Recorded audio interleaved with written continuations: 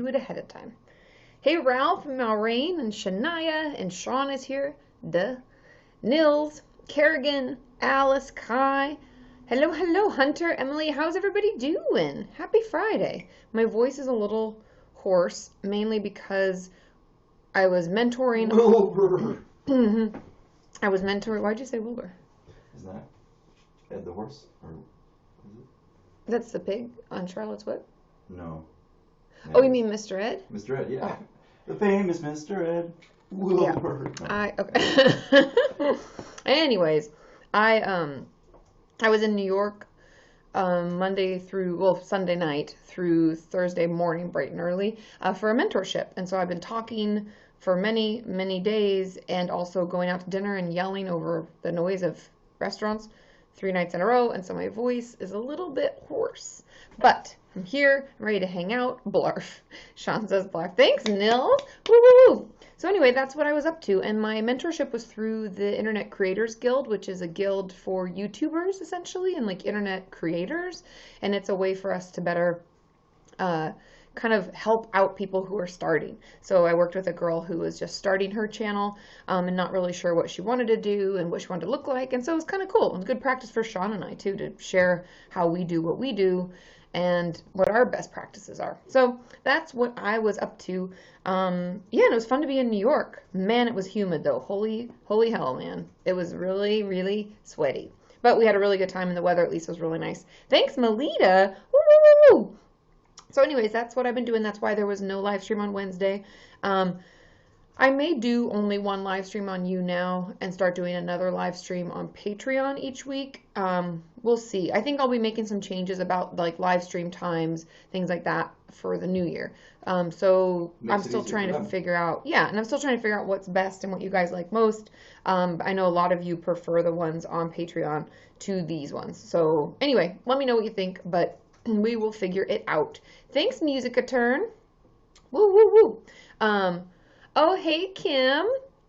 Kim Cornish HP fan. We missed you, too. I'm glad you're able to be here. Thank you, Lollygagger. I like that name. That's a good one. Oh, yeah. Hey, Ooks. I'm glad you're able to pop on, just leave even for a little bit. Yeah, because we're like towards the end when you have to head to work. I totally understand. Hey, Steffi.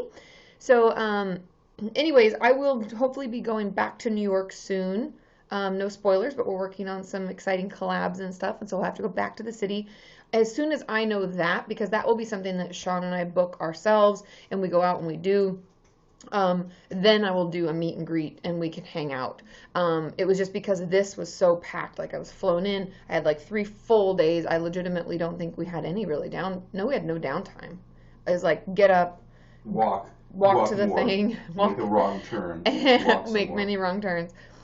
Do the whole mentorship, be done at like 5, have dinner at like 6:30, and then be back to the hotel at like 10:30, 11, sleep, and do it again.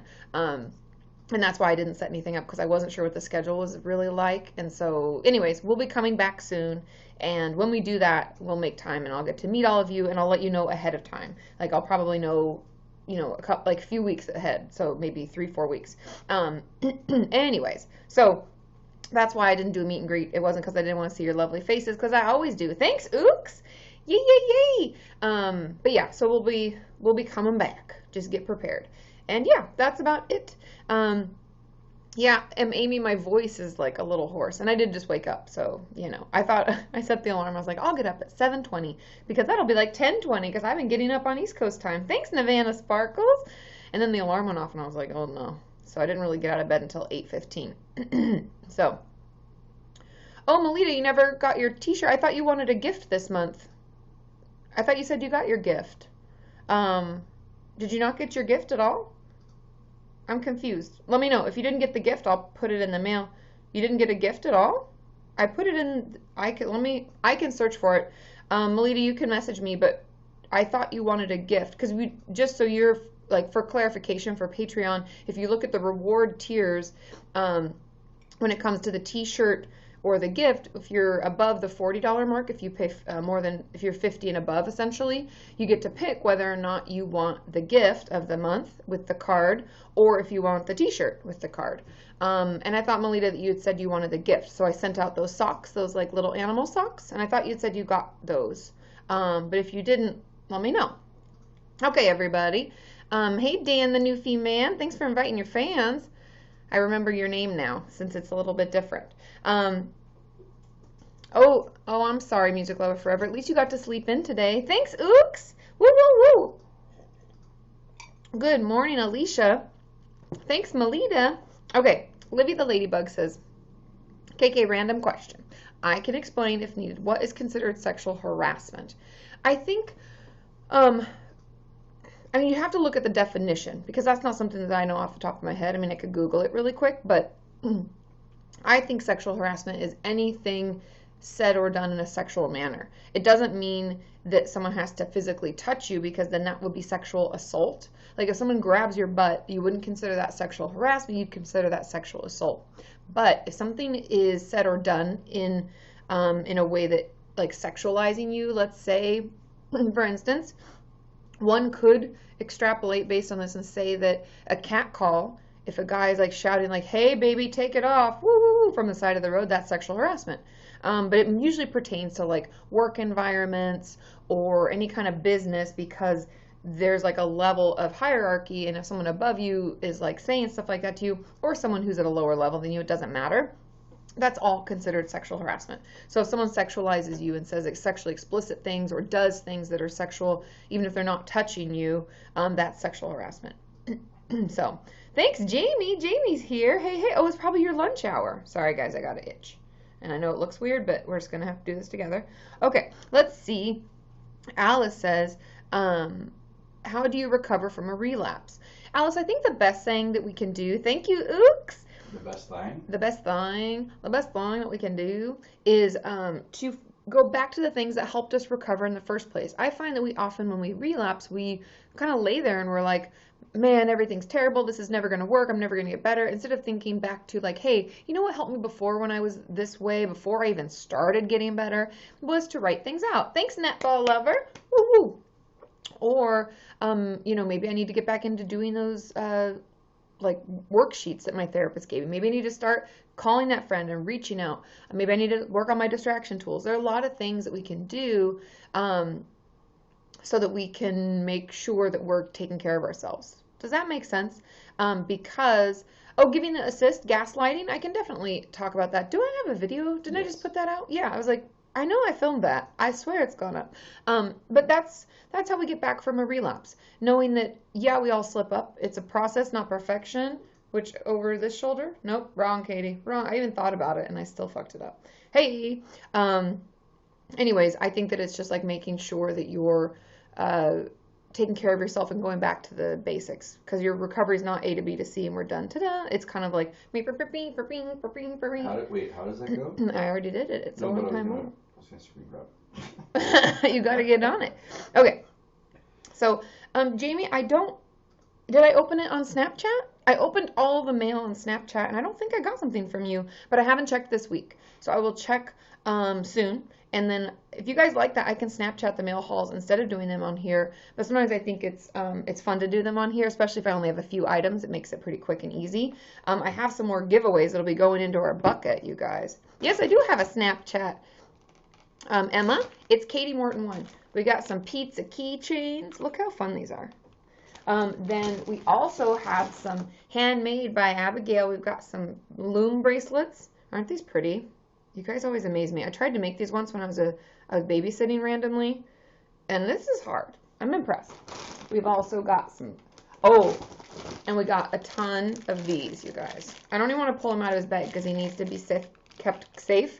It's the Top Banana Award. We have a lot of these. We have like little things. Sean hasn't even seen these yet. I haven't. We got a lot of these trophies to give out. So I think these are really cool. But I don't think, Jamie, that I've received yours yet. But I haven't checked my mail. But I'll check it later. I'll let you know. I know, right? Thanks, Livy the Ladybug. Woo, woo, woo. Yes, Awkward Strawberry. I cannot wait. Okay, so the question was talking about gaslighting. Gaslighting is essentially, like, in a nutshell, I have a whole video on it if you want to watch it. I'm sharing a link in there. Oh, perfect. Everybody's sharing a link. Thank you, thank you. Okay, cool, Jamie. I'll check. Thanks, Rachel Ray. Woo woo. So gaslighting is essentially when someone manipulates you by telling you that like what you're perceiving and what you say is happening isn't happening and being like, you're crazy. That never happened. That's not at all how it was. And they work to manipulate you so that you start questioning your own sanity and your own way of remembering things, so much so that you like become dependent on them. It's usually part of the abuse cycle. It's like part of how they pull you in and get you kind of stuck with them. But I have a whole video that'll go into more detail. So that's kind of just kind of the, in a nutshell, what that is. Thanks, Navana Sparkles. Woo, woo, woo. Oh, thanks, Jen. And I got all of your letters. I hope that you saw that I opened those on a Snapchat. Okay, Alexandra says, my therapist says she's been thinking of me. What does that mean? Do therapists think about clients out of session? What do they think about?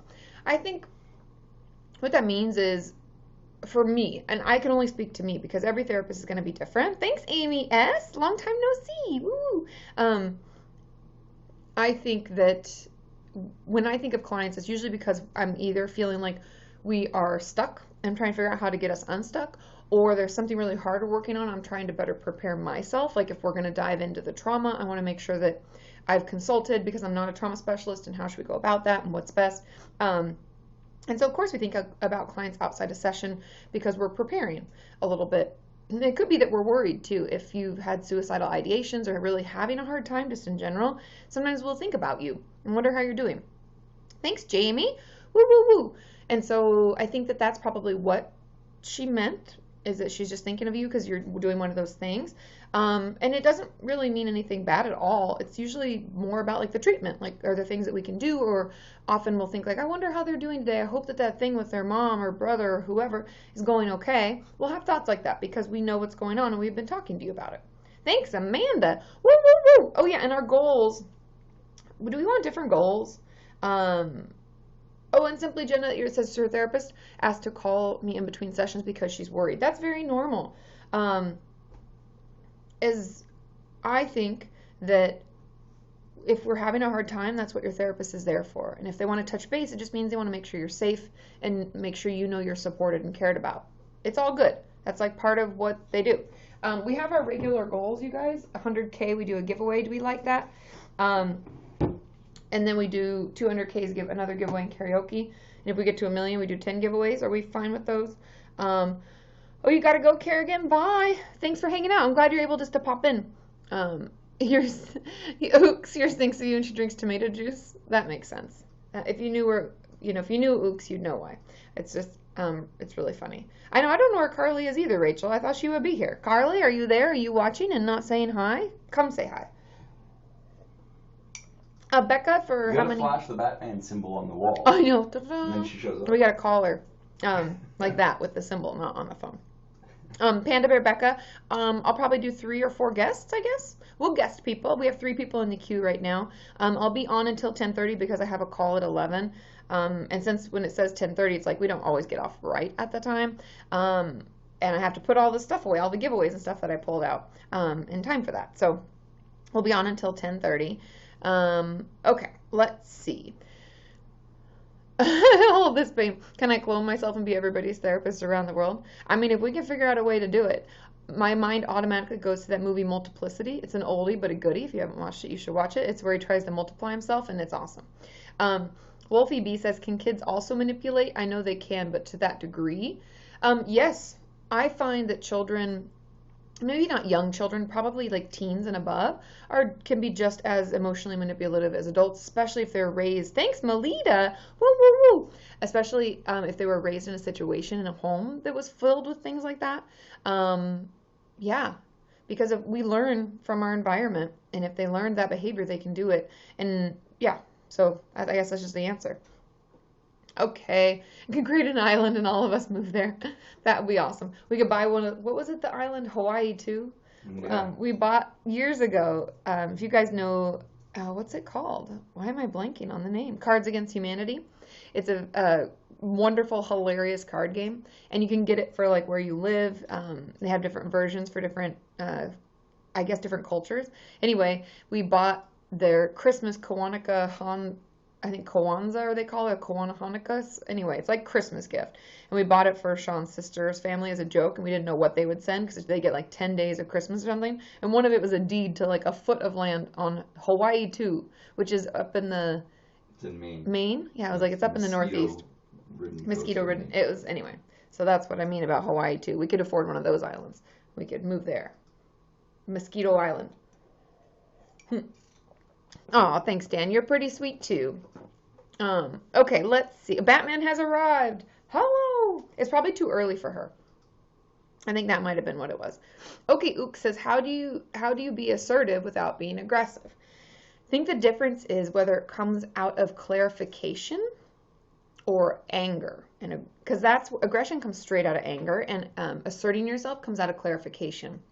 And so I always myself, this is how I kind of keep myself in check, is when I'm being assertive, it's more like, oh no, I think you misunderstood. This is what I meant, or like, this is why that bothered me, or that's why I brought that up. It's not, as long as we aren't raising our voice, right? There's no like pointing fingers and blaming anybody. All of those things mean more of an anger-focused, aggressive nature. Asserting is when we're just like explaining again or clarifying what we said. And so I think that that's how you can kind of tease those out. And so that's why I also think it's great to practice what you want to say ahead of time. Thanks, Navana Sparkles. If we plan it and we say it out loud multiple times, even if there was anger behind it or frustration, that will go down as we get used to saying it. And then we're able to really say what it is that we want and what we need them to do for us or not do or stop doing, all that stuff. And hopefully that kind of clears it up. Does that make sense? Yeah, because like the different Sadie girl says, kind of my question too, like how to tell the difference between standing up for yourself or reacting. And then that's the thing, is like reacting is when it's anger focused and we don't actually have a clear head and we can't tell them what we really need or want or don't want. And so when it comes out of just standing up for yourself, that's like, no, that's not okay, because you can see how hurtful that is, and I don't know why you would think that that was something we would do. And yes, people can react to that. They can react back to assertive behavior. People often do, especially people who aren't very emotionally sound at the moment or have their own issues in general. But that doesn't mean that we can't act out of assertiveness and clarification. Oh, hey, Cher is here. Hey, hey, hey. Okay, thanks, Livy the Ladybug. I know 3 a.m., right? How's your sleep, Jamie, speaking of 3 a.m.? Are you doing better? I hope so. Sarah Wild says, hey, Katie, I talked to my parents about my depression yesterday. Oh, hey, James Rupee. Thank you, thank you. Says, I know it'll be good in the long run, but honestly, right now, I feel worse and scared. Any advice? I think that we need to have someone else you can talk to, because you've made yourself vulnerable, and I know that that feels icky. And often when we share something that we are really scared about, we can feel like, I don't know, like we ripped ourselves open and then we're just hanging there like, do you know what I mean? And it feels, I don't know, just it's that vulnerability that starts to make us feel icky. And I think I would encourage you to, number one, write down all the ways that you know it's going to be beneficial in the future, because you even said that. And I'm sure that it, oh, you wake up in the middle of the night still? I'm sorry, Jamie. Because now I lost my train of thought. Damn it. Thanks, Sarah. Woo! But I think that, let me go back to it. Back to the question at hand. Okay, so first writing down like all the ways that you think it'll be beneficial in the future, because it will be. And number two, have someone else to talk to. Talk to a friend or anybody else in your life that you trust, where you can say like, yeah, I finally told my parents and I'm really nervous, and it gives you a place to talk about it, versus feeling like you're just stuck with this feeling of, ugh, and then they know this and I don't know and I'm scared. And so having a place to vent is super helpful. That would be my advice. Oh yeah, Baby Driver. Sean watched that yesterday, I think. I haven't seen that movie.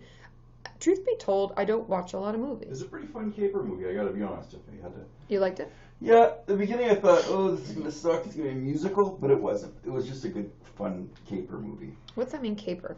Like a crime movie, like where they're stealing stuff. Oh, it's a caper. Thanks, mystery. Woo, woo, woo. Okay, let's see. Thanks, Ooks. Yay, yay, yay. Okay, Heidi. That's how I always want to say your name, because of all the extra I's. I've improved on some. I've improved on some things in therapy. Now I feel like I'm at the point where the things I have to work on, I'm not really ready to improve. I don't know what to do. Talk with your therapist. I think it's very normal for us to go into therapy and we have a bunch of stuff that we want to work on that might not be simple necessarily, but they're usually the easier things. People, when they first arrive at therapy, at least in my experience, and even personally, is it's usually the stuff that's happening now. So you're like, oh my God, I got in a fight with this friend, or oh my God, I'm having this trouble, or blah, blah, blah, all this stuff. And so we come in with the daily happenings and what's going on now. And then after that's all taken care of and we're like, yay, I got that under control. Thanks, Jamie. Woo, woo, woo. Then once we get that under control, then the next step is like all the shit that's like really hard where you're like, oh, that's why all that other stuff was so upsetting. It's because of this. And so I think that I would talk with your therapist and talk about all the reasons that you're nervous or you're not ready. And I think that's the kind of conversation you have to have, because in that conversation, hopefully you can figure out what's holding you back and you can find ways to keep moving forward.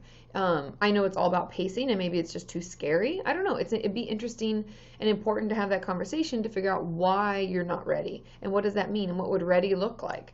Because chances are you probably are. It's just a little bit harder work and it's a little scarier. And so we're just like, la, la, la, I don't want to think about it. I don't want to talk about it. But yeah, hopefully that helps. Let me know. Jeff Pro says, how do you unwind or relax when you're not working? A couple things. Sean and I go out with friends a lot and hang out, or I just go out and hang out with Sean, honestly, outside of the house, because we spend a lot of time in the house. And there's that. Also, I just like to get out of our town in general, go visit family. We go snowboarding. Used to be, I say used to be just because this year was like a financially tough year and snowboarding's really expensive. But we used to go a lot, and that's something that we're hoping to get back into just because it is such a release for us. I also go get my nails done sometimes, which I'm sure you guys see sometimes on Insta stories or Snapchat, maybe like once a month or once every other month I go. Sometimes I get massages. And sometimes the best thing I can do is honestly take a day off.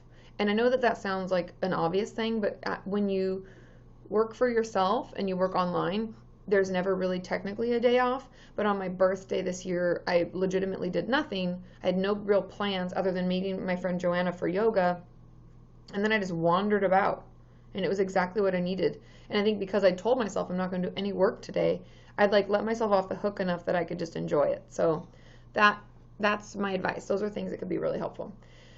Emma says, bit of a random question, but do you work under a private practice or funded by the government, like the NHS in the UK? No, I have a private practice. I had worked for many years because the state's a little different.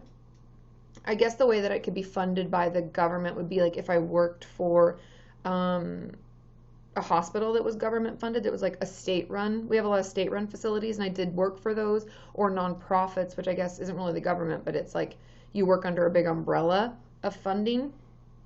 But mostly people work for, even if they're not in private practice, they work for like a Kaiser, which is an insurance, I guess that would be another version, or a hospital. Or a treatment center. But personally right now I only work in my private practice. For many of you that don't know, I quit my full-time job. I used to work at a hospital, I used to work at even sort of treatment center, and I don't work at those anymore. Okay, hey Lee Kokoresi?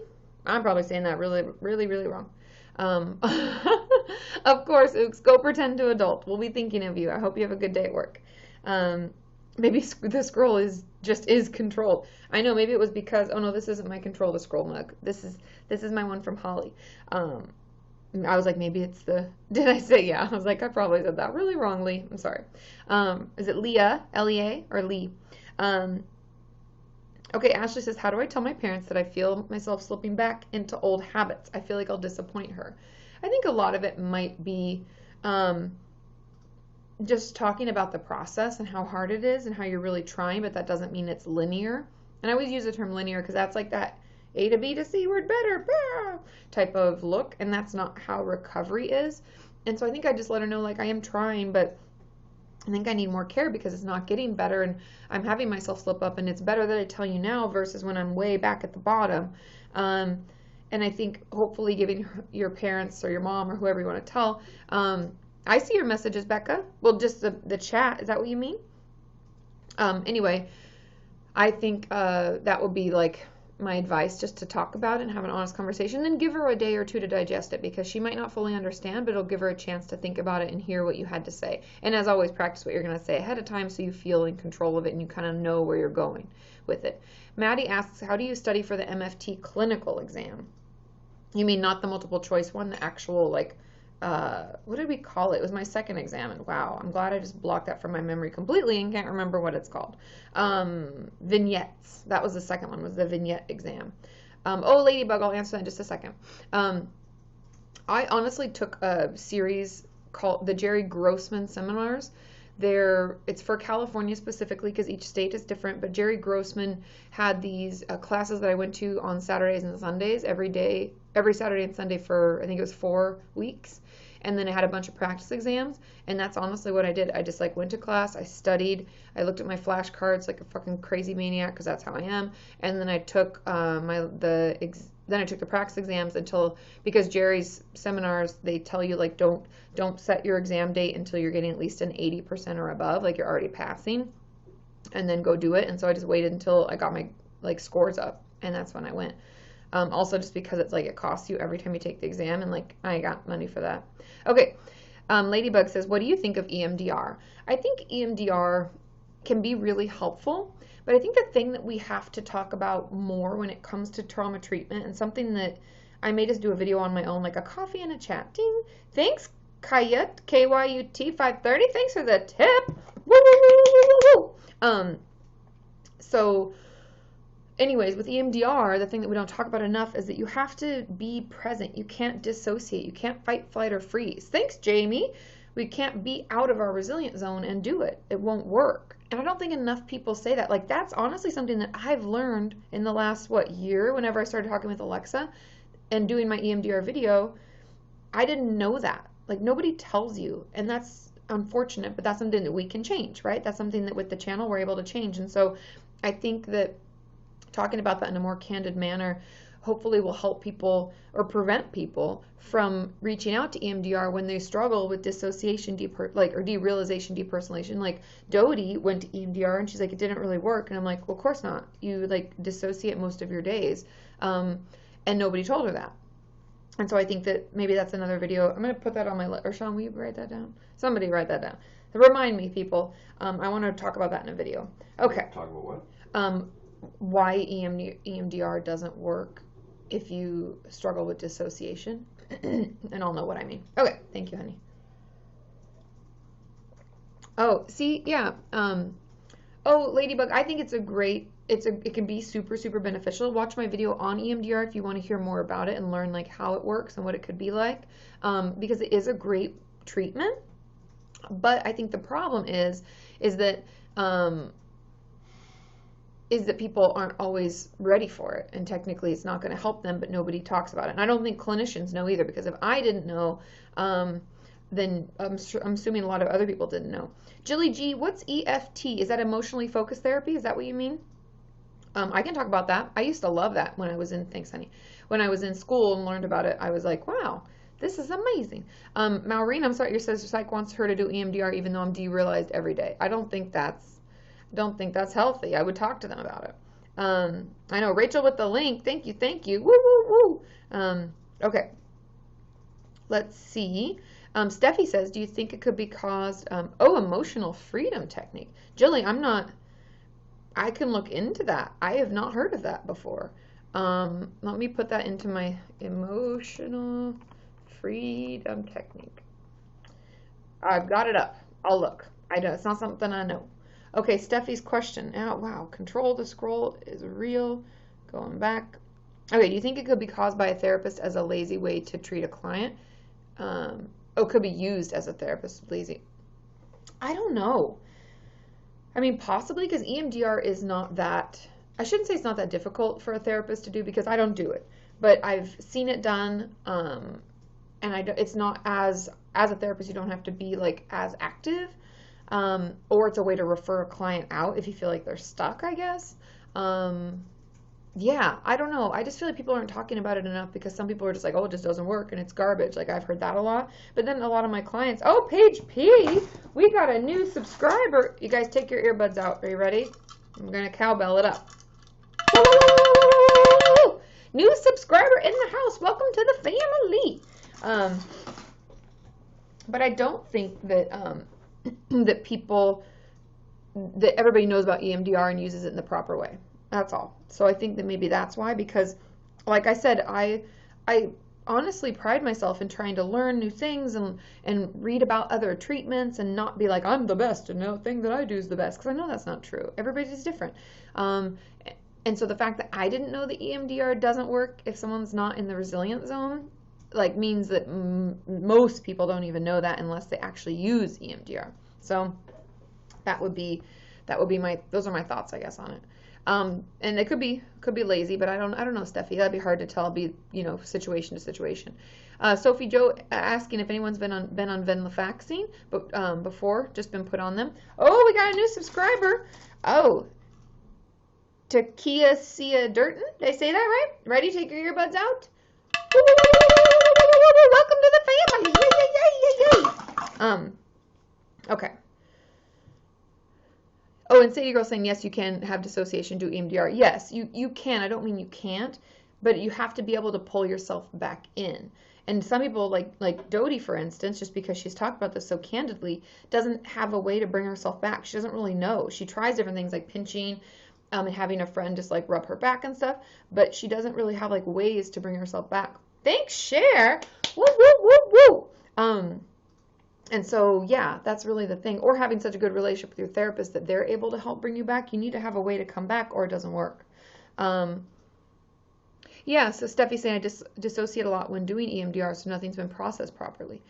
Yeah, and that's the problem with it, is because if we aren't present, then we actually can't, we aren't getting better. We can't process it. Oh, I'm sorry, Swifty Michelle says she's been feeling a little bit lost lately. I'm sorry. We're here for you.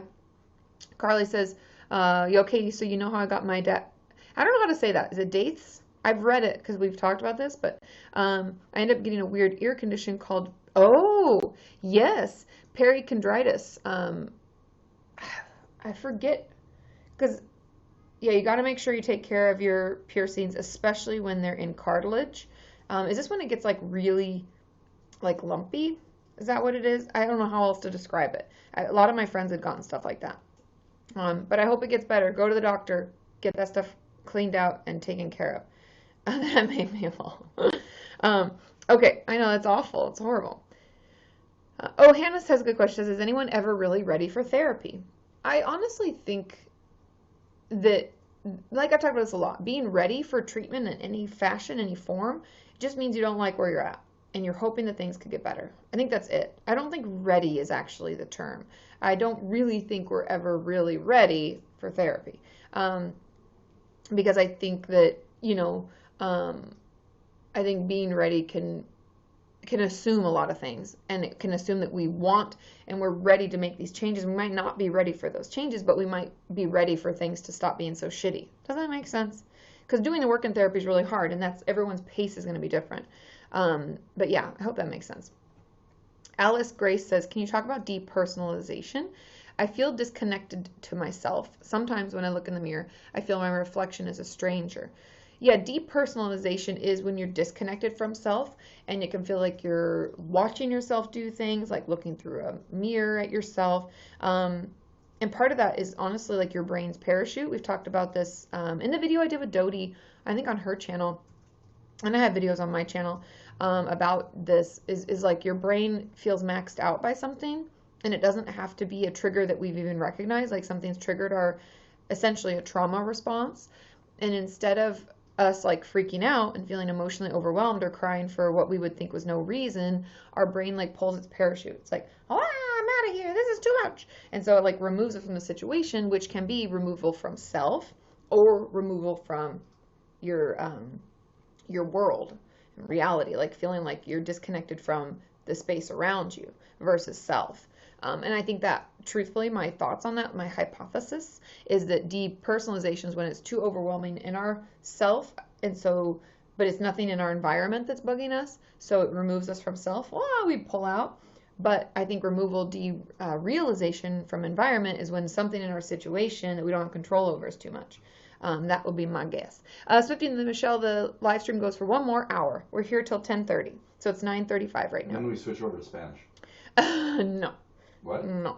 Yes, you told me. Sean will do Katie, this. Sean's going to do the Spanish one. You told me this was going to be in Spanish. Yeah, Sean's going to do the Spanish one. You guys get ready. Hola, hola, hola, mi amigos. ¿Cómo estás? That's all he knows, you guys. Wait, no, there's more. Hold on. Is there more? Let me get my script. Let me get my script. You could do a French broadcast, Steffi. Oh Sophie my said. gosh. It's even worse than my Spanish. No, your French is good. Is Maureen says, is Sean also going to do the Dutch one? Yes. He's told. Blarf. Blarf, blarf, blarf. Fizz, there it is. There. Oh my God, you guys, get ready. Okay. I know the funny thing is like I used to be pretty fluent in Spanish, but I still don't think I could do. Oh, I just fought a yawn. Whew. And you're like fight a yawn. Hiya. You fight a yawn and then your eyes water. Nice. Okay, sorry guys. But like my Spanish used to be pretty good when I came back from Costa Rica. But then, Alicia said, "Hola, bien, ¿y tú?" Ooh. But anyways, for this kind of thing where I'm talking like, I'm using words that I never learned in Spanish. I don't think I could speak in the like psychology realm about like in Spanish. That would be like, couldn't do it. Yo hablo español, oui. That's awesome. I love it. We have so many people speaking so many different languages from all over. Okay, let's see. Paulo X Para says, do psychiatrists only listen? I feel mine isn't as emotionally supportive. I open up about really hard things. He only asks, how does that make me feel, and move on. My guess would be, Paulo, that, or Paula, is it Paula or Paulo? The type of therapy that therapist does or that psychiatrist does, I find, first of all, let's start with the fact that psychiatrists are not as warm and fuzzy. They aren't like therapists. Some of them do therapy, but their focus is more medicine-based and like a medical model, whereas therapy is more like emotion-based and a person model. And so it just feels different because our training from the get is very different. That's actually one of the main reasons, aside from money, that I didn't go to medical school and I didn't focus on psychiatry, because I did think that was what I wanted to do when I first started undergrad. I was like, I'm going to be a doctor. I want to be a psychiatrist. No. So it's very different. But then secondary to that is that we have a ton of different types of therapy that can be done and that we can do. And so that, like, how does that make you feel? Not giving any emotional support is more of a psychoanalytic type. And I'm not a fan. Thanks, Bailey. Woo, woo, woo, woo, woo, woo, woo. I'm not a fan of it because it isn't emotionally connected, because the whole point of it is that they're supposed to not put anything on you, not have any emotional energy in the room that they're giving to you. It's supposed to be all you so you can reflect on it, which I get the point of it. What's a DO psychiatrist? I don't know what that means. Anyway, those are my thoughts on it. So it might just be the type of therapy that they practice. You might want to find somebody else. Okay, let's guess somebody, and then I'll answer another question while we try to connect. Panda Bear Becca, you're at the very top. Bethany, it always does get better. It's like, watch my latest video about like, when is it ever okay to give up? Because I think that kind of could speak to what you're referencing and how you're feeling. Hi. Hi. How's it going? Pretty good. I like your glasses. Thanks. Are they purple? Blue. It's snowing here in What? Minnesota. Where are you? Minnesota. Oh, that makes sense. Oh my God, it's like we're in a heat wave over here. I'm in my pajamas and a blanket because it's so cold. As you should be. As you should be. So what's going on? So I've kind of like had mania for like pretty bad for like a month, and then like after my psychiatrist adjusted my meds, then I kind of had depression pretty bad after that. So she's kind of like trying to wean me off the antidepressants. So I've kind of had like a streak of good days, which has been good. But then at the same time, like I've been having a lot of conflict with my twin sister, which is really kind of upsetting me a lot. Her and her friend, who used to be my friend, have been like cyberbullying me a lot. And they were like messaging me saying that I'm making up my mental illness and trauma and abuse and PTSD, and my sister, like, she's always told me like that since my dad has changed, that I shouldn't be affected by the abuse. And Because they know everything. yeah. Okay, cool. I shouldn't. Okay, I won't. My bad. What? But like, I guess she was also abused too, but her way of dealing with it was just to like move on and forget it happened. And good luck with that in the future. Like, yeah. okay. So like, she's kind of like, she has struggled with mental illness too, and like, her way of like telling me how to deal with it is like comparing to how it was for her. And But everybody's really different. yeah, it's really kind of been, I don't know, like really distressing and everything that she's been this way. And I feel like it's like a lot of misunderstanding, and like she's been trying to support me in a way that really hasn't been helpful for me.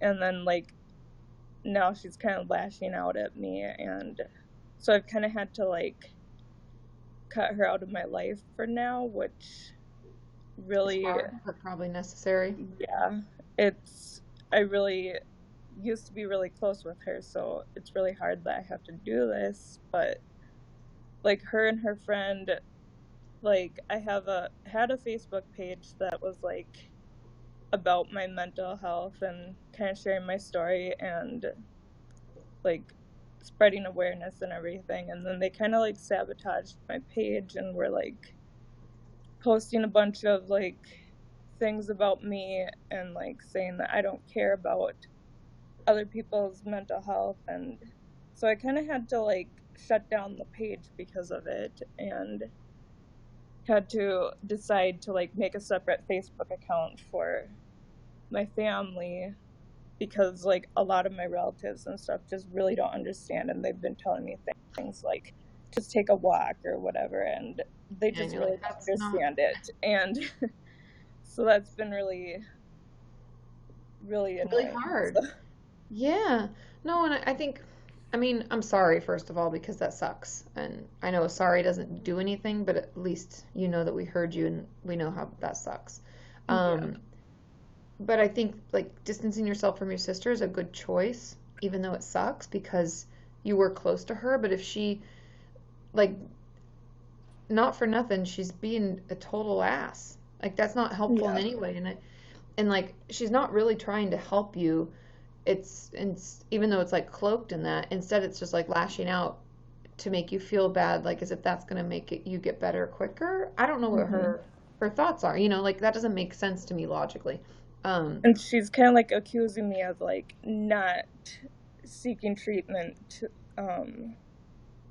like kind of comparing it to how she had treatment, and she thinks that I have an eating disorder because she thinks I'm having similar symptoms as her when she had one, but it's more, in my case, it's more like just my appetite changes with the depression. And yeah, of course, especially mania versus depression, like that can totally change how you're feeling.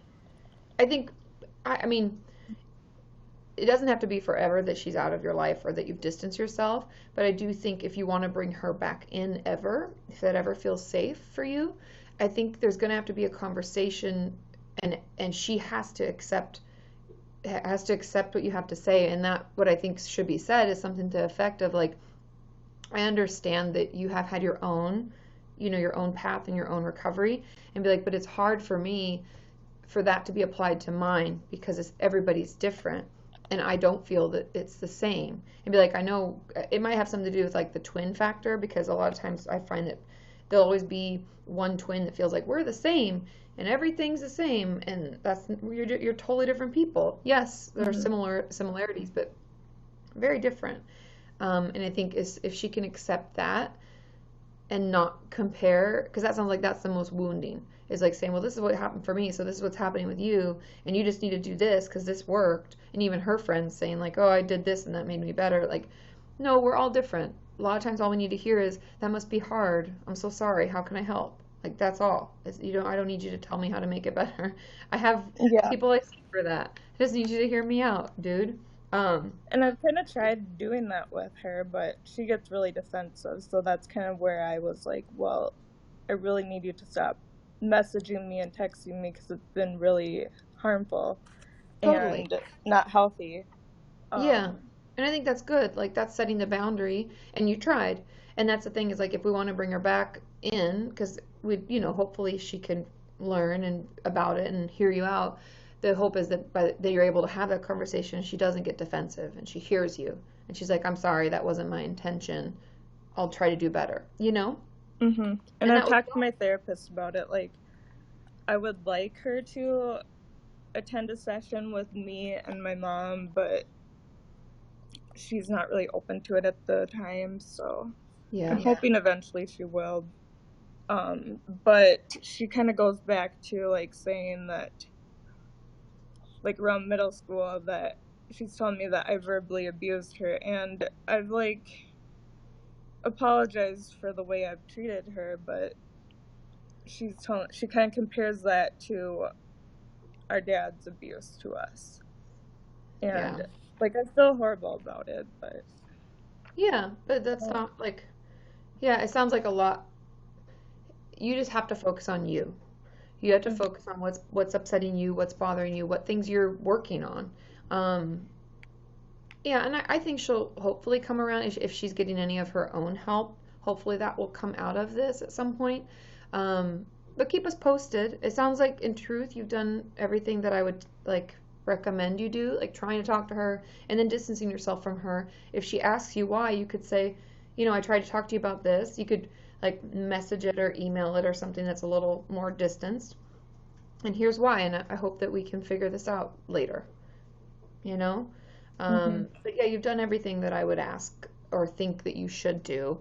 And I'm doing a lot for like treatment and everything. Like I went through IOP, and right now I'm seeing my therapist and psychiatrist regularly, and I'm also in like a DBT group.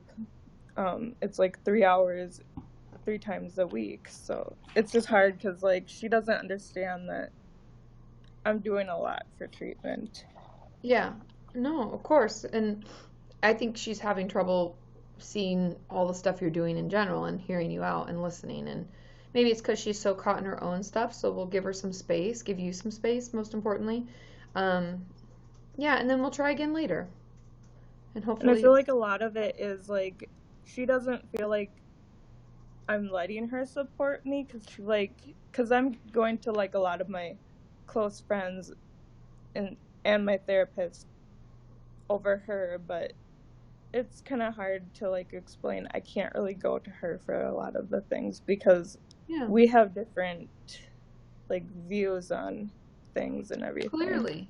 In general, it seems like that's like a overall arcing, it's like a running through everything. It's a thread, a common thread with it is like you have different interpretations and different like thoughts on things. So it's good that you have hopefully other people that you can reach out to until you feel like you want to try again with her, you know?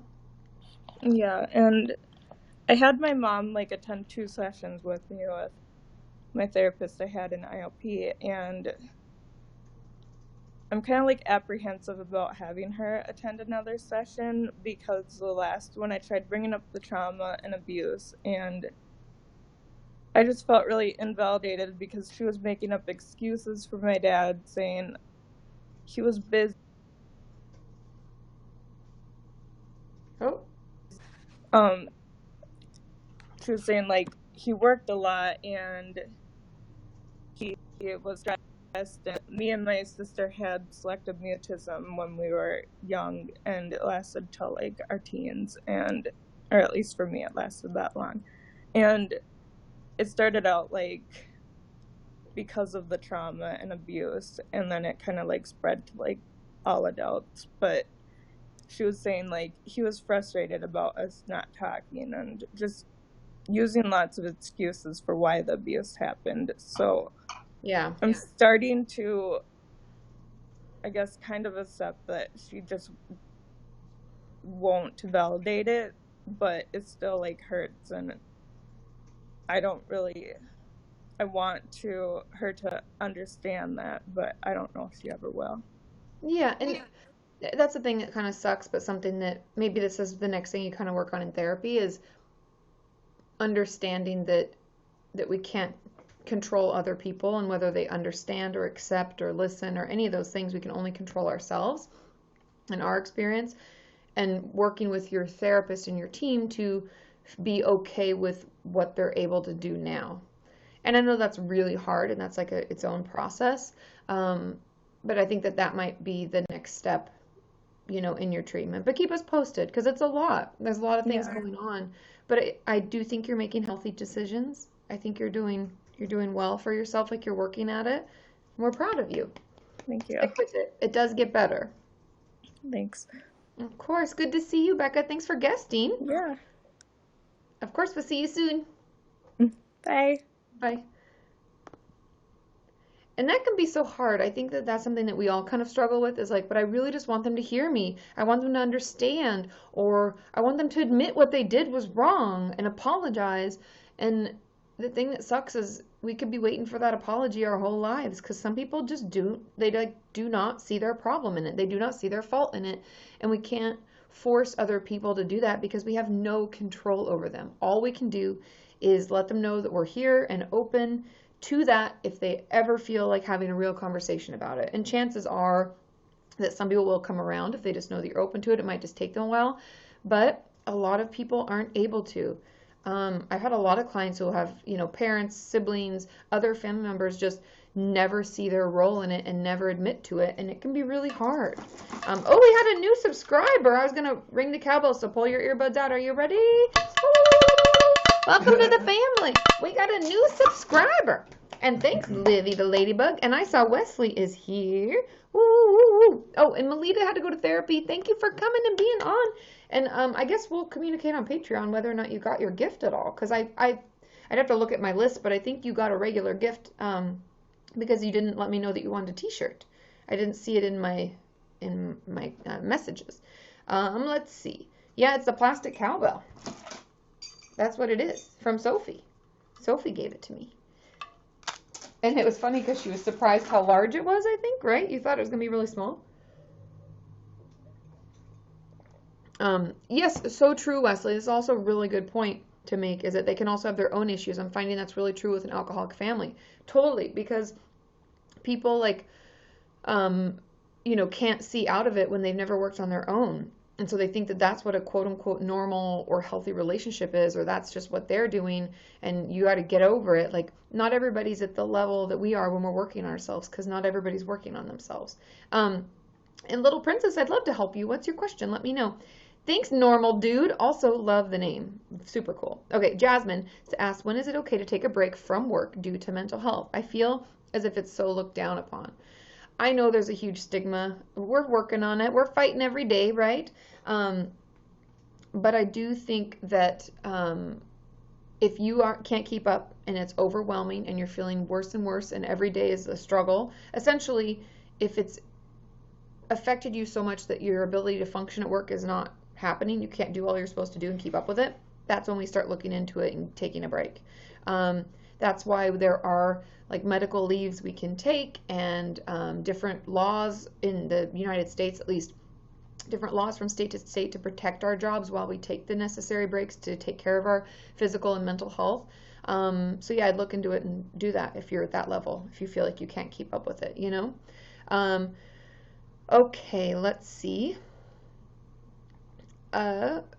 Little Princess says, I'm newly diagnosed with an eating disorder and have no idea how to react as I am petrified. One thing at a time. I think the first thing with eating disorders is figuring out what our treatment team can look like. What can we afford? What's available to us? And how can we set that up as soon as possible? And what level of care do we need? Can we see someone once a week, or do we need to go to a inpatient or anything in between, or go to the hospital? Making sure that we get the level of treatment that we need, I think, is the first step. And just talking honestly about the symptoms is the second. So I'd stick with just the little tangible things. If you have questions, ask it of your team. Why they diagnose you that way? What do they think? How much treatment do they think you need? When should it start? All of that. Ask all your questions. You have a right to know. It's your treatment. Okay, let's see. Mickey says, I want to tell the people at school what is happening, but I was really bad last year and I feel like they'll think I'm annoying. How do I shake this feeling? I think part of it comes from being able to feel like you're worth it. I think it comes out of self-worth, not so much because it sounds like you're worried about last year. Like you're thinking that because last year was really bad that they won't take you seriously, or that they'll think you're just being annoying. And I think as long as we feel that, because what you're going to say is relevant, it's upsetting you, and you are worth it, and they will listen to you. We just have to believe that it's going to be okay. And were they helpful last year? How did it go last year? Are they around, and is that part of their job and what they do, and people talk to them and it gets like they offer help? I think that if we consider all those things, the answer is always going to be yes. I'm sure that they're going to take you seriously. I'm sure that that's their job. I'm sure that they'll be happy to help. And you need the support. At the end of the day, you need the support. Reach out. I think a lot of it, maybe bring a support person with you. Thanks, Lisa. Maybe. Woo, woo, woo, woo. Anyway, I think that bringing a support person, practicing what you want to say, those are all also good tips before you go and talk to somebody about this. Okay. Okay, Jamie says, how do people work here? They can't even figure out how to attach a file in an email. That is awesome. How do people have jobs if they can't figure out how to attach a file in an email? That's awesome. Okay. Heidi says, can I ask, how can a therapist tell if their client's dissociating? Everybody's a little bit different. Usually it's a lack of eye contact is the first thing I noticed, like complete lack of eye contact and lack of movement. But it also depends, because you have to remember, dissociation is freeze, right? So what would freeze look like? Not moving, not making eye contact, usually like spacing out, like looking off into the side and not moving.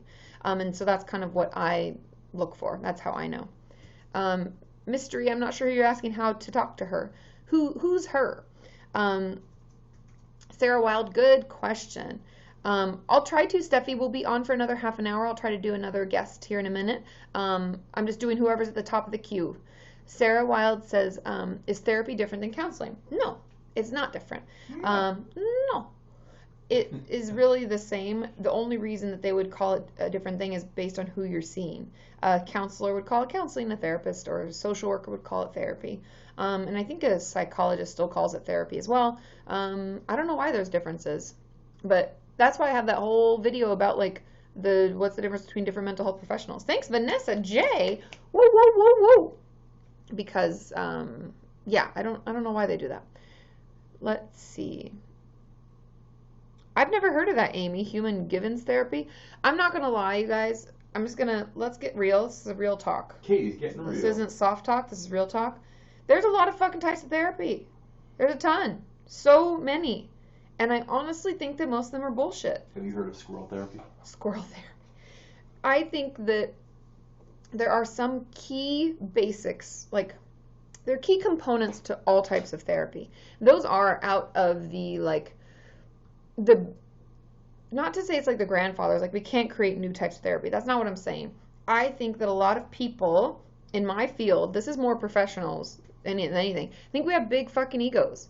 And they want to create their own therapy and name it their own thing, even though it's not necessary. There's so many types already. I think that often it can be confusing to us as the people who go in to see somebody, because then we're like, who the hell do we see? What does it mean? They do somatic EMDR experiencing with DBT techniques? What the fuck does that mean? Because nobody knows. They don't even know. You know what I saw? And not to hijack the conversation, but thanks, there's this Wesley. guy who Thanks, Livy. kept reaching out.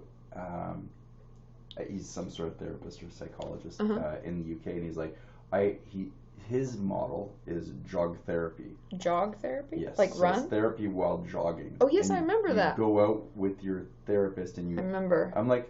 Yeah, you go on walks with your therapist and go for walk runs. Yeah. And I was like... That's bullshit, buddy. Yeah.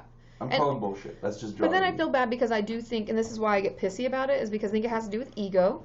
People want to get written up about it. They want all these blog posts or articles, and they also want their name on something. But then the thing that pisses me off the most is that I think people, being the clients and patients that we're supposed to see, get taken advantage of, because the only therapy techniques that I pull from are tried and true, research-based, been around forever types of therapy. And those would be, I'm probably going to miss some, but like the grandfathers of therapy, you guys, are like emotionally focused therapy, solution-focused therapy.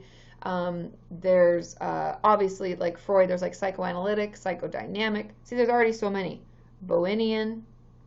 You guys, it gets crazy. DBT, CBT. I'm forgetting a couple. There's like 2. Anyways, there's like, I remember there were 10 on my test. Mario Kart. No, but there were 10. There were 10 on my test, and that's a lot. Like, that's already plenty, and a way to like blend different techniques, because I don't just practice one. I blend a lot of techniques. Yeah, ACT, right? It goes crazy. And so I think that if people are creating new types of therapy, that's fine. If you think, when you read about it or you ask them to explain it to you, if you feel like what they're saying are basic techniques, behavioral, you know, like part of, I'm a big behavioral component. I always think there needs to be some kind of behavioral change, but talk to them, ask questions, read about it, and if you feel like it'll help you, go for it. But don't let them tell you that it's the best, it's the only treatment for whatever ails you, or that they're the only one that can give it to you because no one does it the way they do it. Like, don't believe any of that shit, okay? Because that's what bothers me. So yeah, sorry, that was a total tangent, but sometimes that pisses me off because I get a lot of messages from other clinicians. They're like, I see that you didn't mention this type of therapy, and I'm like, dude, that's because you're the only person that does it, and I'm not even gonna tell anybody you talk to me because you're such a loser. Why would you do that? So people just want to be talked about. People have a lot of egos, and I just don't want to play into it. They should just have their you know, patients or client, whatever you want to call them, best interest at mind, and pull from different techniques to make it work for them. That's all. Yeah, of course. Yeah, exactly, Sadie. I find it in that field too. Like, so their son has autism, and I get told all the time there's some new therapy out for him.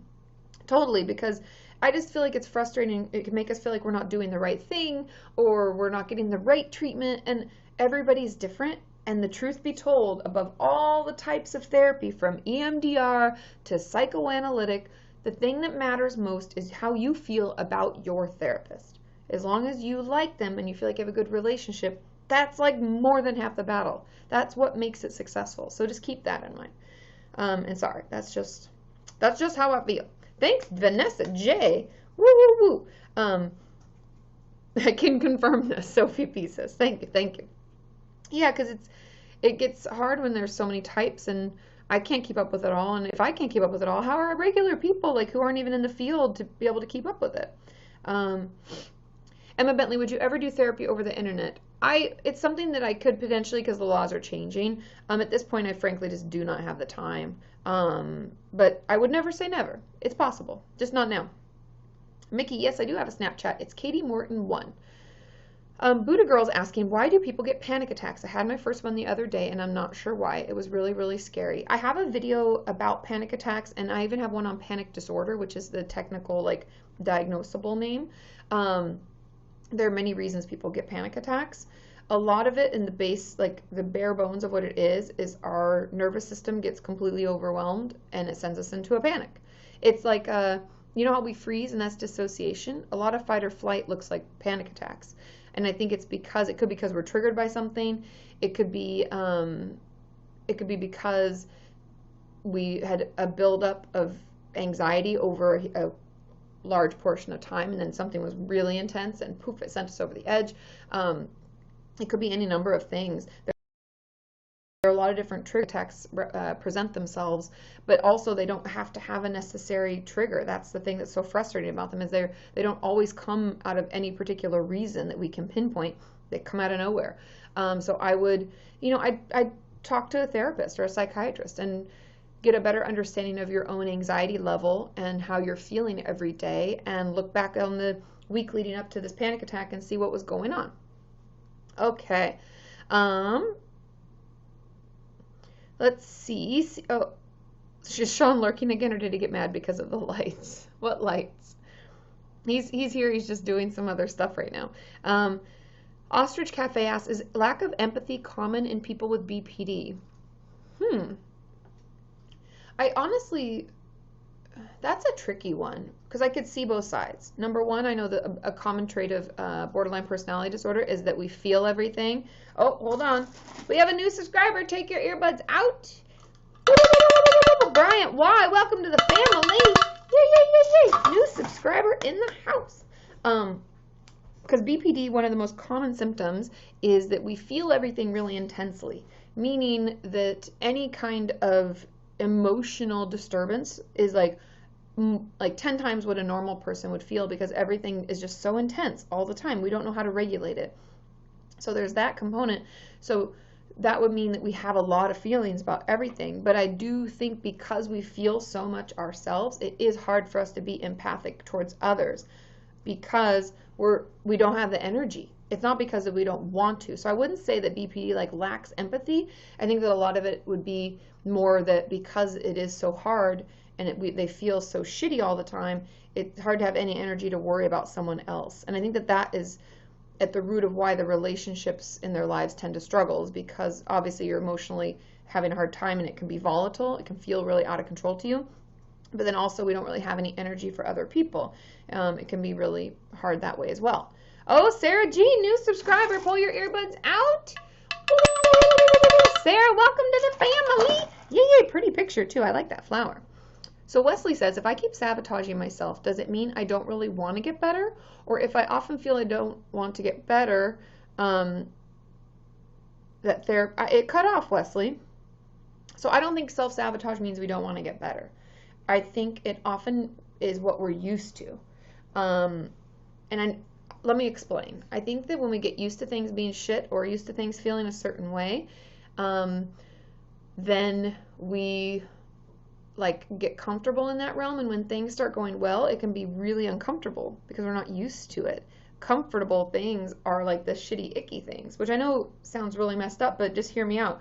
We get used to being yelled at. Let's say we have a really unhealthy family relationship. We used to being screamed at and never knowing when things will go bad. And then as a result, when we have a good relationship, we're like, oh, this is bad. I don't understand. It's so uncomfortable. What the fuck? And so then we sabotage it, because we're like, you know what I need to happen? I need to have a fight with you. That will feel really good because that will be normal to me. And so that is kind of what that comes out of. I don't think it's that you don't want to get better. I think it's just you need a little help and support to go slow and know that it's okay to be uncomfortable. That would be my advice. No, I don't think it's always conscious, Rachel. I think that's something that we do without recognizing it, and that's why we need a team or a therapist or someone who can talk with us about this, be aware of it with us, and help us see what we're doing. So, oh yay, Sarah, I'm glad you're able to get back on and hang out with us. Okay, let's guess somebody. Abby is up next. Abby. She's in Great Britain, it looks like. Okay, let's see. I don't know. I can't see what you're highlighting. Okay. A mythical. Hello. Oh, hi. Hello. Hey. Can you hear me? Okay. It's working. It's working. Oh no, it's cutting out. You hear me? You see me? Am I moving? It's working now. Yeah, I can't hear you. It's like. You hear me? Okay. Oh. Can you hear me? I don't know if it's working. Oh, I hear you now a little bit there. Came through. Oh, is it choppy? Do you see us okay? Am I moving? No? Are we connected? Is it working? Oh, this is annoying. Oh, no. Oh, you guys don't... Did you see her at all? Did she come up on the screen? Yeah, it's super choppy. Let's try someone else, and let's see. Abby, if you want to get back on, you totally can try. Tori, you're up next. I don't know. I thought we were doing so good because Becca was clear as day, and I was super excited about it. Mythical Comridium, or however you say that, says tips for dealing with full sensory hallucinations. Oh, hi, Tori. Hello. How's it going? Good. How are you? Good. I like your Good. glasses. Everybody's got glasses on this. Oh. All three of the people I've tried to get on have had glasses. So what's going on? Well, a whole lot of life, you know. Totally. So I took a year off of college, and I was an inpatient back in March. And so my mom had a double lung transplant during the summer. So that's Wow. yeah, our whole family life has kind of changed at home. Yeah. So I am back in school and working and trying to deal with everything, but I'm struggling with like doing all of it together, you know. Yeah, And of course, because that's a lot. I mean, you had your own stuff going on, and then we had this happen. mhm. And so I'm really trying to look to move out, but I'm not sure if that's the right thing to do. You're trying to what? Sorry? To move out. Oh, okay. Um, it depends. I mean, if you'd asked me that, like if you were my client and we were talking about it, I think my questions would always be like, is it healthy or not healthy to be at home for you and like your own recovery? Hmm. Yeah, And that's if the answer is no, if we don't feel like it's healthy or supportive, then I think, um, I'd want to know how moving out on your own is different. Because, for instance, like since I specialize in eating disorder treatment, my eating disorder clients, when they want to live on their own and not have any roommates or anybody else supporting them or knowing about their recovery, I don't support it, because it gets sneaky, and then they end up having a really hard time keeping up with their meal plan, and then we end up having to like potentially put them back in treatment. That's just been my experience. So that's something that, oh, we got a new subscriber. That's something that I always keep in mind. But yeah. it's always a rating, like between how healthy home is versus how healthy this other thing would be, and then you have to pick for yourself what you think is best, and just trust in your feelings about it, and talk to your team about it too. Home is not healthy, so Yeah, that's what I was guessing, that it's not. yeah. So then I think it is a good decision. Just make sure that you set yourself up for success when you move out, like have support. I would encourage you not to live by yourself. I don't know if you're even trying to do that, but I'd at least have a roommate and someone you could talk with. Yeah, that would be my advice. All right. Well, thank you. Yeah, of course, and keep us posted, okay? Thanks. Thanks for guesting, Tori. Bye. Bye. I think that's hard because, and we had a new subscriber, and I didn't really get to write down the name, but it was Arabica, Arabica something. Woo, woo, woo, woo. Oh, okay, Sean, Maureen, I guess you answered a question, or you asked a question. Sorry, my brain, it's like it shorted there for a second. But I was just going to say, to wrap up with Tori, I think it is hard when family and living at home is not healthy. It's hard. I think it's the hardest for us to admit it, and even harder for us to do something about it. So I'm really proud of you, Tori, and keep us posted. I hope the move goes well. I know you'll probably get pushback, because unhealthy families usually don't want us to move out, because, I don't know, they want to keep us like tied to their unhealthiness. But Maureen, I guess you asked a question, do I still read Patreon messages? And the truth is, you guys, I'm not able to. I'll do my best to answer some as they come in if I can. I just have like over 100 sitting in my message box, and every day there's like 10 more that arrive. And I thought that I'd always be able to keep up with it. I thought that it would be something that I could always answer and do, but that's what the videos are for. Like, as the way that I set up Patreon, if you're above, if you pay $20 or more a month, you get extra videos where I answer your questions, and I often have a ton of videos that I create every month because there are so many questions. And so that's my thank you to you. And unfortunately, again, I'm just only one person, and I don't have time to go through, because they're long, they can be really long questions, and it can take me 20 minutes just to answer one, and having like hundreds sitting in a box is just a little overwhelming. And so I try to answer all of them. But yeah, and I don't want people to think that I'm not grateful for your support. And that's been the hardest, is like, it's usually on Sundays for some reason. I'll spend like 3 hours trying to get through the questions, and then I'll still have like 40 left, and it just feels like I can never keep up. And so I know I do need an assistant, Jamie. I need minions, like back in the day when I was like, I don't have any little minions, although they'd probably totally mess it up, because that's what minions do, and that's why we love them, because they're hilarious. But yeah, it's Patreon boundary, Sophie. But I just want you all to know that I am super grateful. And I was thinking about, because it's becoming so overwhelming in the last like 3 weeks, I think I'm going to have to put a post on Patreon about it so that people can understand and read. And I mean, if people get mad, that's okay too. I totally understand. I just have to know my own limitations. And I think that's why the live streaming, I could try to do those too. Like that's where it would be a nice replacement. Yeah, you get videos, and you get like an hour-long live stream every like 2 weeks or something. And those are all extras, right? And that's not something that's even promised. That's just something I can do. So maybe that will be a little bit better. Of course, Abby, I'll answer a couple more questions and then we'll try to guest you and then we'll wrap this up.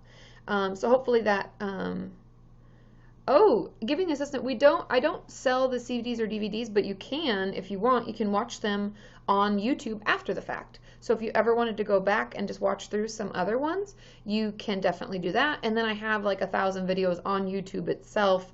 If you're ever just needing some support in the middle of the night or something like that, where you just want to know that other people care and that you're part of a community, you can get in the chat.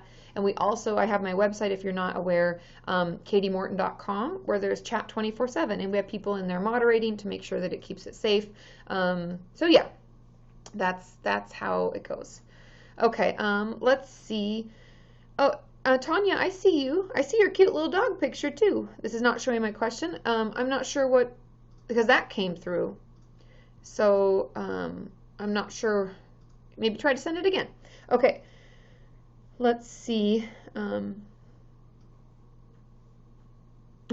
I totally understand Giving the Assistant. Trust me, I am not a computer person myself, like initially. But YouTube I find to be, of all the things, it's pretty easy to sign into. So just youtube.com, you can sign into it and you can watch live streams that I have. I have my whole channel on there.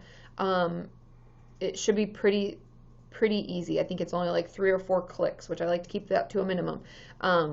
And maybe the website's too much, so we could start with YouTube and see how that works. Okay. Thanks, Sadie girl. Yeah, and I don't want to get burned out. That's the thing, for me, it's always like managing that and trying to make sure that I can keep doing this. And so that's what I'm going to probably post. That's why I'll post something on Patreon. I also am going to post the survey, because I'm going to be filming videos next week. So make sure you hop in there if you're a Patreon patron and place your vote so that it tells me, so then I know which videos to create. Okay, let's see. Tanya says, my stepmom makes some bad comments and I don't know how to stop it. She says all I'm doing is showing her not putting food in her mouth is how to lose weight. I see, Tanya. Okay, because it did come in 2 parts. I saw that before. And I'm relapsing with past history of anorexia. Tanya, are you seeing anybody? I would get in to see a therapist right away. I would also try to have a conversation. I have some videos where I talk about how to tell someone about your depression, how to talk to your parents about getting help. And I think my thoughts about that are like, we need to prepare what we want to say, like what's the point that we want to get across, make it as short as possible, and then ask her for what you need from her. So like, let's say what we're needing and what we're wanting is to get across to her is, making comments about weight and food is really hard for me because of my past history of struggling with anorexia, and I'm trying really hard to get better and stay better. That's the end of that. Then what we need from her is, so I would just ask if you could to try to not make any comments about it. I know that that's a lot to ask, but if you could try your best, I would be so grateful. Or on top of that, you could say, and I would really like to start seeing a therapist again because it has been hard. And then I find if we kind of walk away and we let that go, then we give them time to hopefully come back and be supportive. But we also don't have any control over them, and they can be total assholes.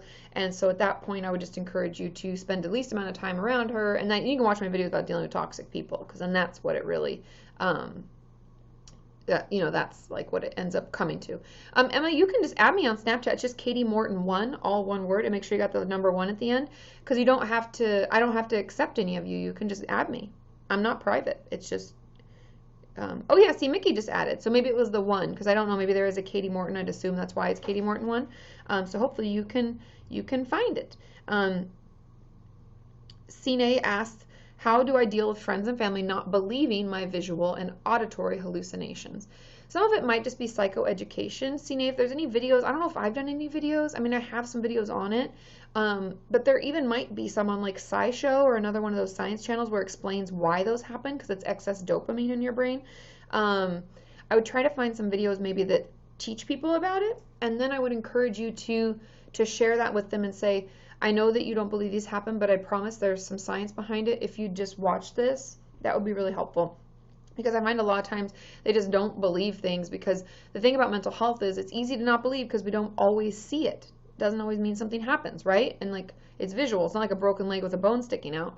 So some people need to see what's happened in your brain to cause it, and that can be really helpful. And I don't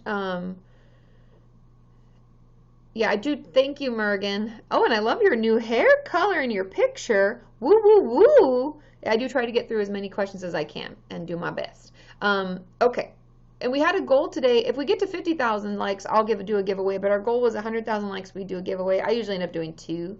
So, oh, it's not real actually. Well, I think it should be. It's amazing if you can get away with it. If there's no rules in like work and school and stuff. Oh, it really is rainbow. I love it. I love it. Okay, Abby, we're going to try one more time and see if we can connect with you before we have to end today. So yes. It took 8 hours. Yeah, I would assume because each color takes like the levels and the way you have to foil it, and I can't even imagine. But that's so cool. So cool. That's like Lady Peters. Hey. Oh. Okay, can we hear you? I see you. Is it working? It's a little better. I hear your voice and stuff. Let's try. Let's keep going and we'll see if I can figure out what you're saying all the time and stuff. Yeah. I mean, I guess I wasn't really prepared because I was if it will work. It's still cutting out a little bit. Yeah. Okay. I'm literally sat next to the router. I know, isn't it? I don't think it's you. Sometimes I think it's like the YouNow servers and stuff. So. Oh. Okay. Well, let me know what your question. If you have a question, try to say it. And I can kind of. I know it's so frustrating. Come on, I know. Come on, Wi-Fi, right, Rachel? It's like really slow. I don't know if you can hear me. I hear you. Okay, it's kind of just choppy. Do you want to put your question in the chat? Can you hear me? Do you hear me? Oh, it froze. Okay. Yeah. Let me try that. Okay. Okay. And Abby, we can try again next time. Just remind me in the chat when we live stream again. We'll try again. It's just kind of, I don't know. Sometimes it just doesn't want to connect. But we can always try again I know people like to guest, and so we can try to guest you again. Sorry, it won't connect. Okay, Leah says, how do I carry on if I feel constantly overwhelmed because I try to function despite the depression? Honestly, the way to carry on is to use all your energy you got to reach out and see someone. See a therapist, see a psychiatrist. If you're drowning in your symptoms, seeing someone is the best. And whether that means just talk therapy, whether that means medication and therapy, I think that that's the best way that we can help you keep going, because depression can be debilitating and you're not meant to deal with it on your own, and you're not meant to just feel better all of a sudden. And so I want you to, know that it's okay to have a hard time. It's okay to be overwhelmed. We just need to get you some help as soon as possible. Yes, no, Lady Peters, you guys, totally. If you guys have if you want to look at like her fun colored hair and like different tips on hair color and stuff like that, her Instagram is the bomb. So go check it out. Nancy T. Sean. She's saying your name over and over. She says LOL. Hello? Okay. Let's see. Okay, Abby says, so this is Abby's question. I'm really struggling with shame in relation to trauma because of the way my body reacted. I feel like my body betrayed me. Okay, and I'm going to guess what you mean by this, Abby, just based on the fact of like what I've worked with in my own practice with clients like that. There's a lot of shame associated, like for instance, let me give you an example. A lot of my clients, especially male clients who've been abused or been sexually assaulted in some fashion, will be really upset because they're like, well, I got an erection or I had an orgasm. That means that I enjoyed it. And why did my body betray me that way? Because I wasn't enjoying it. What happened? Why did that happen? And it can make us feel like we asked for it, we liked it. All of these things that can just build on the embarrassment and shame that already is so just a part of trauma and recovery from sexual trauma. And so I think that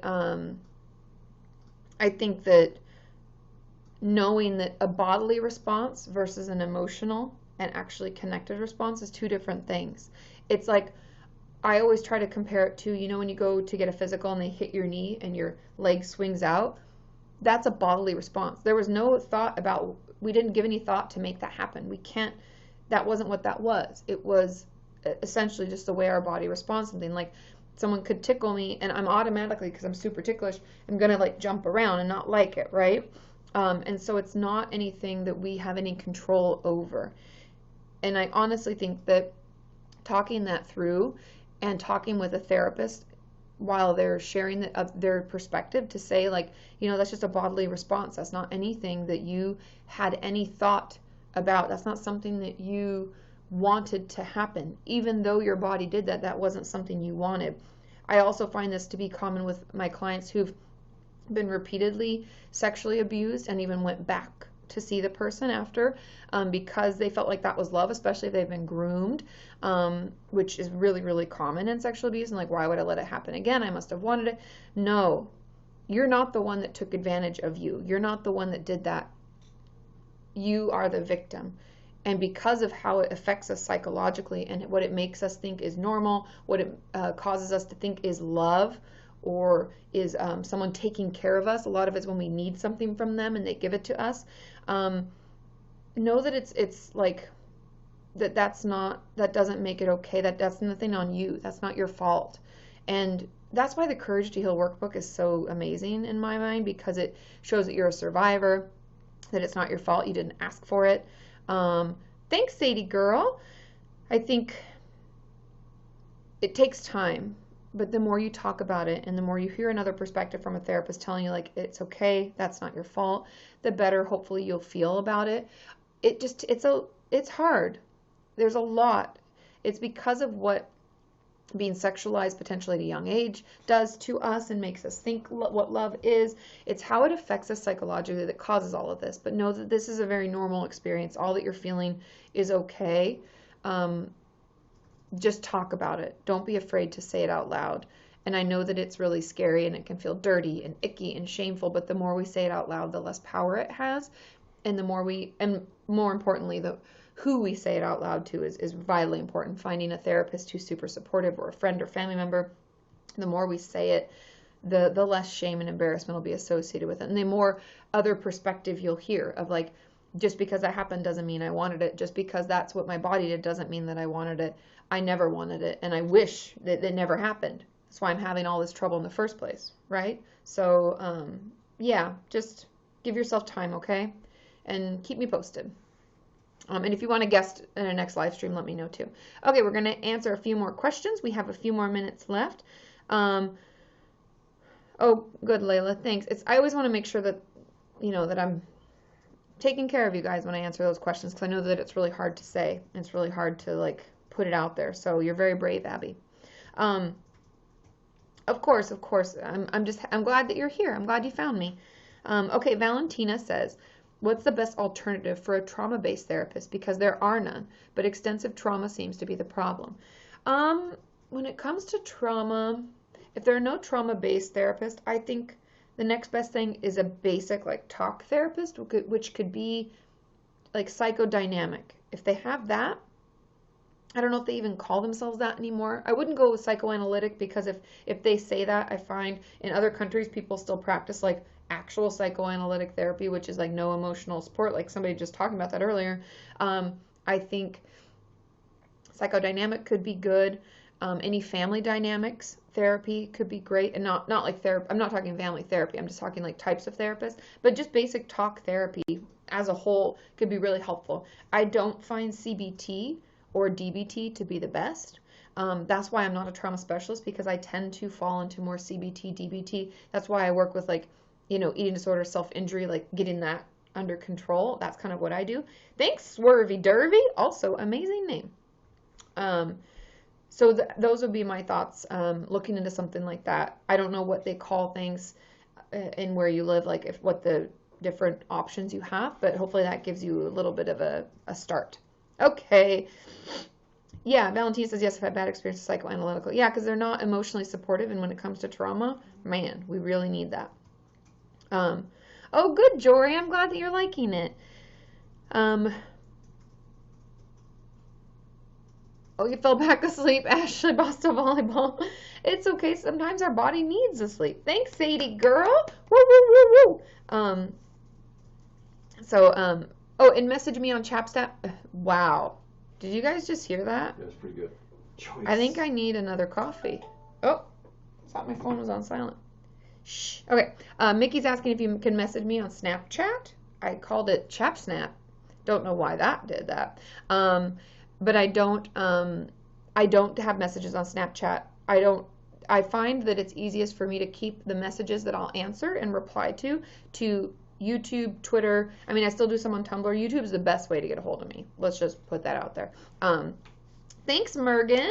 Woo, woo, woo, woo. So no, I don't answer questions on Instagram or Snapchat or any of those. But I do my best to answer a lot of your comments on YouTube, live streams, Twitter sometimes, Tumblr sometimes, where else? Facebook sometimes. I try to do as much as I can. Okay, I know, ChapSnap. I don't know where that came from. I think we should create a new app. A new app called ChapSnap. It's about chapstick and you taking pictures of yourself using it, don't you think? Okay. Of course, Bailey, what is your question? Sean is going live after this, confirmed. Sophie said. Oh, I do have a Pinterest. Yes, I do, Sarah. You can get on Pinterest, and I post all my videos on there, as well as I repin other things that I like other people's pins and stuff like that. Okay. Slapchap. That's good too, Wesley. I love it. Okay. Oh, my glue stick? Don't worry. I just bought 3 more from Amazon. I have 1 in my purse and 1 by my bed. So don't worry. There's still, I just don't have it with me right now. Okay. What are my weekend plans, Sine? Honestly, on Sunday, I am flying to Vegas to visit one of my friends who just had open heart surgery. I told you guys about that. Because you're a good friend. But she's a good friend, you know? And so I'm going to go spend some time with her, but I'll just be gone for a couple days and back. But on Saturday and the rest of today, I'm just going to try to catch up with things because I was in New York and I wasn't really able to do all the things I normally do. So, yeah, doing that. Got to do some laundry. Super exciting things such as, yeah, but hopefully get outside and just enjoy the sunshine and relax. So that's all really. Okay. Bailey says, lately my parents and therapists ask me how my eating is. I've automatically been lying. Why am I trying to hide my disorder when they know about it? Because it's very common. Eating disorders are just sneaky motherfuckers, man. They always try to hide themselves and like change the way they look and manipulate everything and lie to those that we care about. They're really sneaky. And so it's very normal for us to want to lie, especially when people ask us about it. Like, I can't tell you how many clients I've had where I go out to eat with them and I'm like, what happened to that extra roll? It's all on your plate. And they're like, what extra roll? And I'm like, don't play with me. Open your pockets. I need to see your purse. And boom, there's the roll. And it's not that they want to hide a roll in their purse or their pocket or whatever. It's because their eating disorder is like, we can get away with it. She's looking away. Do it quick. It's so sneaky. It tries to survive. It's like a virus or something. And so we have to get it out. And every time we fight it, and every time instead of lying, we say the truth, and every time instead of overeating or undereating or exercising or whatever, we do the healthy option, it gets weaker and weaker and weaker, and it will go away. Okay? So you got this. Sandra says, how do you explain to the older generation family members, 65 and plus, about my mental illness and the fact that I need to take a break from work and university? That can be really hard, but I truthfully find that if we keep it simple, we go back to like the basics of what I was saying before, kind of like, what is it that we're trying to say? So the truth of it would be, you know, I've just been feeling so, I'm just going to use depression as an example because that's kind of easy to talk about. Say something effective like, you know, I've been feeling so depressed lately that I can't get out of bed and I'm having trouble, you know, fully functioning at work. And instead of waiting until I potentially get fired or until my grades potentially slip low, like to F's where I'm failing and have to get kicked out of school, instead of waiting to that point, I'm going to take a break now and take care of my physical health and mental health, and then I'm going to come back. And that's how I would explain it. And then all I would say to them is, all I'm going to need from you is honestly just understanding as I try to better myself, as I try to take better care of myself and know that it can take time. And give them the time to try to understand. I think with everybody, regardless of age, regardless of actual beliefs, if we give them a second to understand, you know, a majority of people will come around and hear us. There's also people who won't, and we can't force people to understand, but we can arm them with information. If they would watch a video on YouTube, if you queued it up, maybe do that. Or if there's a book that you think could really help or an article they could read, you could print out. You could give them some stuff like that so they can educate themselves and take it in at their own pace. Those are some other options. Okay, one more question, and then I got a skedaddle. Okay. Alice, you can do this. You can pull yourself together. Do some self-care right now. You've got a little bit of time to do some self-care. Do some breathing techniques or something. Take a long shower. You know, put on some positive music. Dance around. Get yourself hyped up to go out. You can do it. You can do it. Okay. Nancy T. This is our last question. Nancy T says, what's the best way to support my friend who just got home from inpatient or residential and is now doing IOP for an eating disorder? The best way to support that friend, as with all things like this, is just check in with them. And I don't mean check in with them like, how much have you eaten? Are you still following your meal plan? None of that. I would instead check in with them by saying things like, hey, how are you doing? I know you're just getting back and it's probably hard. Can I help out in any way? Do you want to grab something together? Oh, we got a new subscriber, Caroline. Are you ready to take your earbuds out? Welcome to the family, Caroline. Yay, yay, yay. I would just check in, be there for them, offer to go to lunch, to have a snack, any of the things that you know they're not going to want to do, but they need to do as part of their recovery. Just be there and check in. That's really all. There's nothing we can do more than just being there. And even if they act like they don't want us around, periodically texting and being like, hey, thinking of you, let me know if you need anything, can go a long way. Thank you, everybody, for hanging out today. Yeah, I've been missing you guys, so thanks for coming, and hopefully we'll be back in a regular schedule here as of next week. But as always, follow me on Twitter to know when the next live stream is, and Patreon I'll post before any live stream so you can easily get in. Thanks for being on and hanging out with me, and I will see you all soon. Have a good weekend. Bye.